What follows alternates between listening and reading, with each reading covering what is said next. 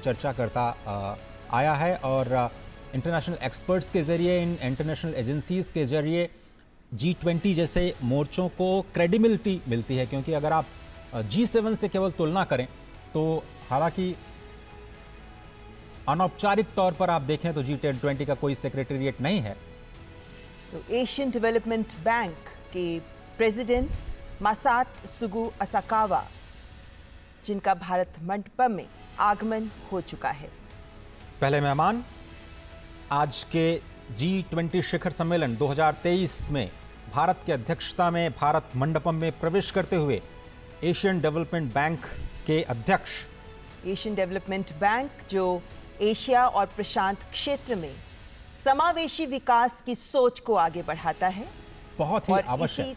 इसी सोच के तहत ये बैंक विभिन्न देशों को वित्त भी उपलब्ध कराता है और ये विकास को भी गति देता है।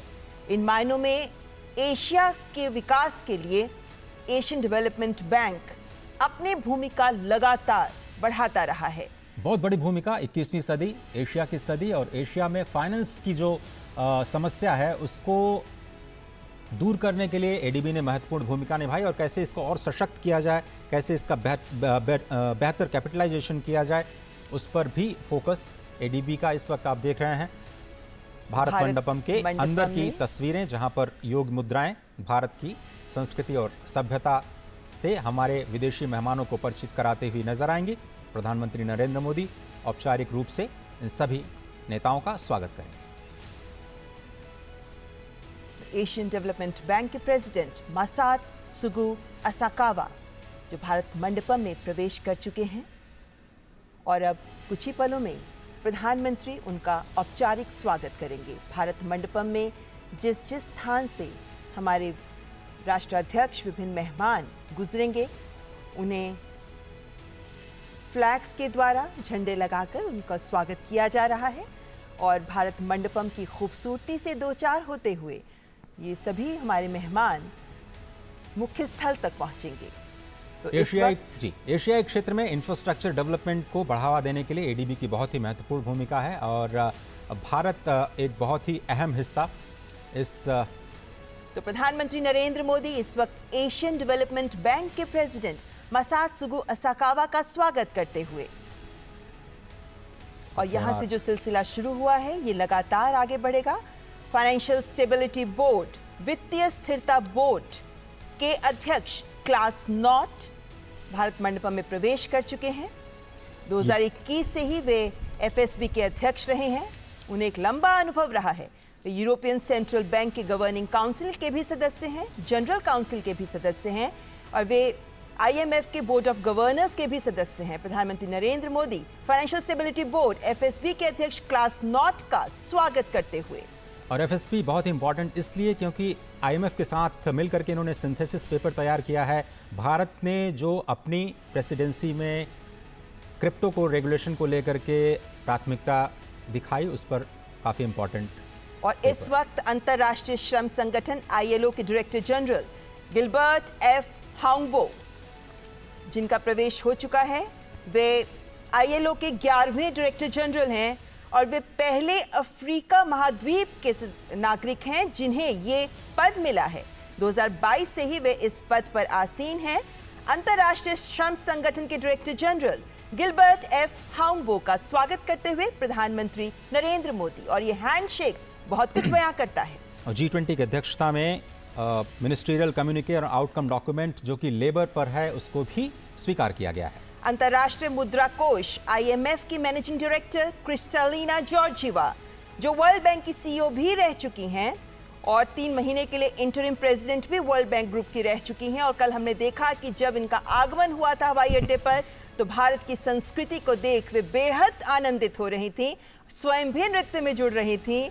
और इसी जोश और उत्साह के साथ अंतर्राष्ट्रीय मुद्रा कोष के मैनेजिंग डायरेक्टर क्रिस्टालिना जॉर्जिवा का प्रवेश भारत मंडपम में। अरे बड़ा ही इंपॉर्टेंट स्टेटमेंट इन्होंने दिया कल ही कि इंडिया जो है एक शाइनिंग एग्जाम्पल है in a world of facing many uncertainties and the robust economic growth is primarily rooted in the significant structural reforms that India have overtaken. प्रधानमंत्री नरेंद्र मोदी IMF के चीफ का स्वागत करते हुए और आईएमएफ की अध्यक्षता में बहुत सारे मुद्दों पर मंथन हुआ और भारत की प्रेसिडेंसी की जो प्राथमिकताएं हैं, आईएमएफ ने खुल करके उनका स्वागत किया और प्रेसिडेंसी को पूरा समर्थन आईएमएफ ने जताया है। आईएमएफ के कई सारे सिंथेसिस पेपर भी G20 लीडर्स की समीक्षा के लिए पहुंच चुके हैं।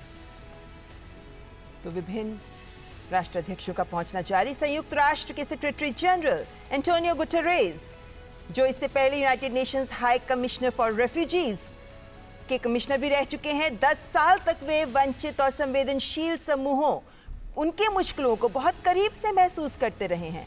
ये ज्ञात रहे कि जब वो कमिश्नर फॉर रेफ्यूजीज थे, उस वक्त सीरिया, इराक, सूडान, यमन, इनके विस्थापितों का दर्द भी उन्होंने करीब से देखा है। वे पुर्तगाल के प्रधानमंत्री भी रह चुके हैं और सेक्रेटरी जनरल के तौर पर उन्होंने कई महत्वपूर्ण कार्य किए हैं, कई महत्वपूर्ण शुरुआत की हैं।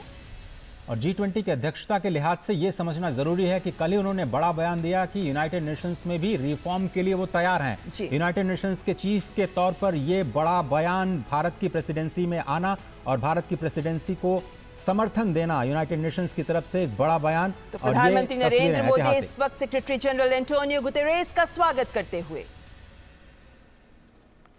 मोहम्मद बिन सलमान भारत मंडपम पहुंच चुके हैं और इस वक्त कुछ ही देर पहले हमने देखा कि उनका भारत में आगमन हुआ था और सऊदी अरब के क्राउन प्रिंस का स्वागत प्रधानमंत्री नरेंद्र मोदी के द्वारा किया जाएगा भारत मंडपम में।